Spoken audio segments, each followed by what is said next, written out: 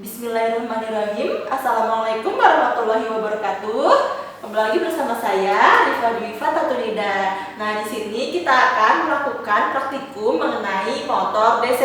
Bisa kalian lihat di modul 6.3 ya, kan kemarin 6.2, yaitu series motor using valve coil. Nah, untuk komponen-komponennya ada di sini. Mari kita ketahui. Nah, untuk komponen-komponennya yang pertama itu ada AC atau DC power supply.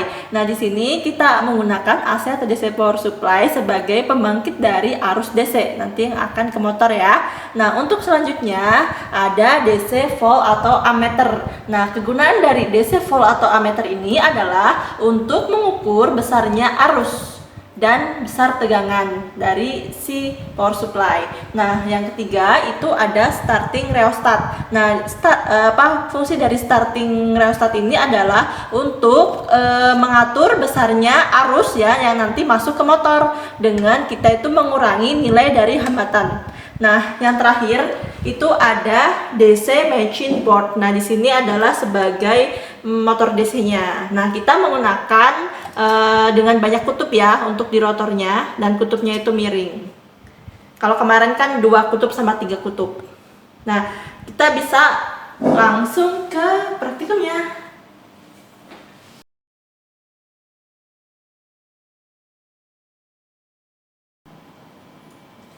Nah, kita langsung ke praktikumnya. Nah, pertama-tama kita harus menghidupkan si switchnya ke posisi on dulu. Bisa kalian lihat untuk nilai besarnya tegangan sama arus yang nanti masuk ke motor. Bisa kalian lihat di sini.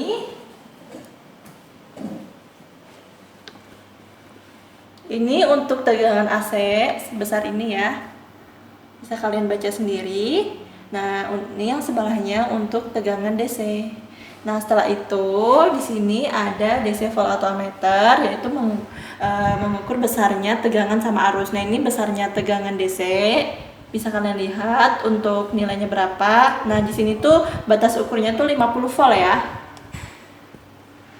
Nah, setelah itu kita melihat besarnya arus dengan batas ukur 2,5 ampere ya. Bisa kalian lihat untuk hasil arusnya itu berapa. Nah, di sini merupakan tegangan dan arus inputan yang nanti akan masuk ke motor ya. Bukan output tapi input, oke? Nah, setelah itu bisa kita lihat di sini ada starting rheostat, dan di sini di posisi motornya itu masih diam ya, meskipun dia udah ada arus input sama tegangan gitu ya, ada arus sama tegangan udah mengalir ke sini. Kenapa dia masih tetap diam, belum mau bergerak? Bisa kalian analisis sendiri. Nah, di sini sekarang kita akan melakukan percobaan dengan mengurangi besarnya resistansi. Di sini besarnya resistansi itu masih 50 ohm ya. Coba kita kurangi dan apa dampak atau efek yang akan terjadi ke motor. Bisa kita kurangi pelan-pelan. Bisa kalian lihat di sini untuk posisi motor ya, dia masih diam.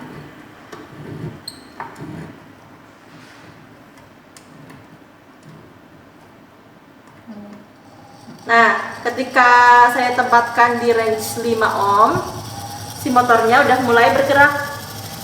Nah, berarti bisa kalian ambil kesimpulan bahwa untuk starting motor tersebut kita harus tempatkan si starting rheostatnya itu di posisi 5 ohm. Bisa kalian lihat untuk nilai tegangan sama arus. Di sini bisa kalian lihat untuk nilai arusnya, ya kan? Ini arus DC ya, berapa ampere. Jangan lupa untuk ininya 2,5 ya batas ukurnya.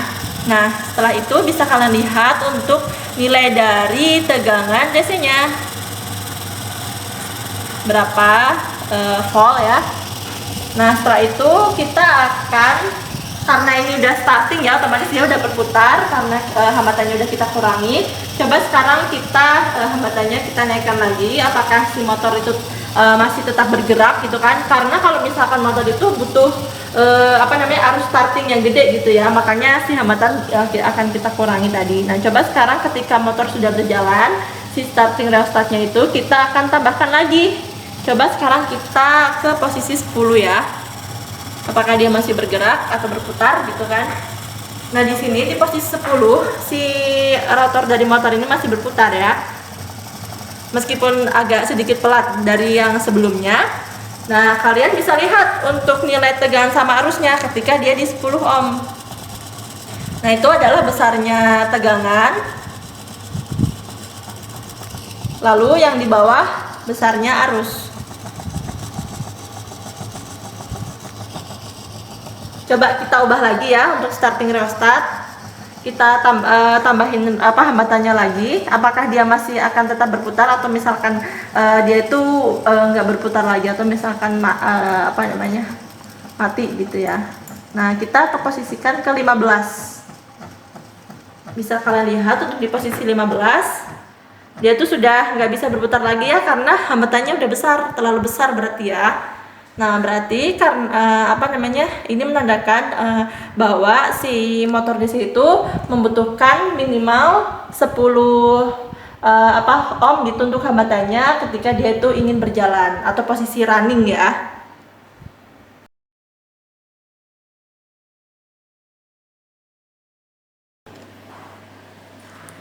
Sekarang kita akan mengubah polaritas dari si arus ya.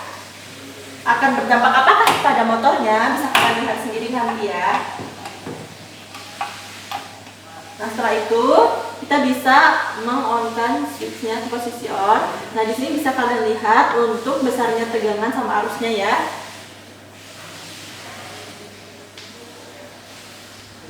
Ini besarnya tegangan AC yang dari sumber ya. Nah, ini setelah besarnya tegangan DC setelah disearahkan. Nah, setelah itu bisa kalian lihat untuk tegangan inputan ke motor besarnya berapa. Nah, untuk batasannya masih seperti yang tadi ya, sama ya batas ukurnya. Ini yang 50 volt, kalau yang ini 2,5 ampere. Nah, untuk posisi dari starting rheostat itu masih di posisi 50 ohm, oke? Nah, setelah itu kita akan mengurangi nilai dari starting rheostat. Coba dia tuh akan bergerak di hambatan berapa.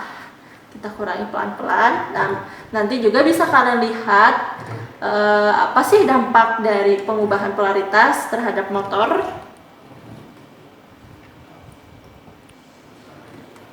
Nah, kita kurangi pelan-pelan ya hambatannya. Nanti bisa kalian lihat untuk pengaruh terhadap si motor. Nah, dia akan starting di posisi berapa ohm. Nah, bisa kalian lihat di sini untuk nilai dari tegangan dan arus ya saat dia itu starting. Setelah itu bisa kalian lihat di sini ketika dia starting itu dia berada di posisi 5 ohm ya. Dan bisa kalian lihat bagaimana kondisi dari motor sekarang. Apakah ada perbedaannya dengan yang tadi? Bisa kalian simpulkan sendiri. Nah, setelah itu akan saya kurangi nilai dari hambatannya. Dia itu akan tetap berjalan pada posisi berapa ohm.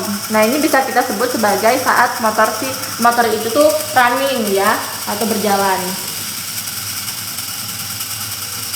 Nah, dia ada di posisi 10 ohm ya.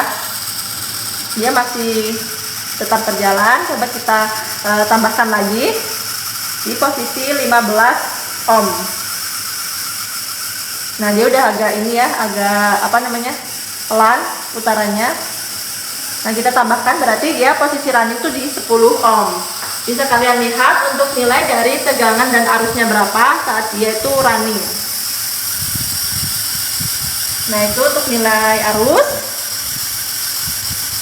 Nah, ini untuk nilai tegangan. Batas ukurnya masih sama, 50 dan 2,5 ampere. Nah, mungkin itu saja untuk praktikum motor seri kali ini. Sebelum kita mengakhiri, nah kita tuh putar dulu knopnya ke posisi 50 ya. Kita kembalikan ke posisi semula. Nah, setelah itu baru kita mematikan switchnya. Terima kasih banyak. Wassalamualaikum warahmatullahi wabarakatuh.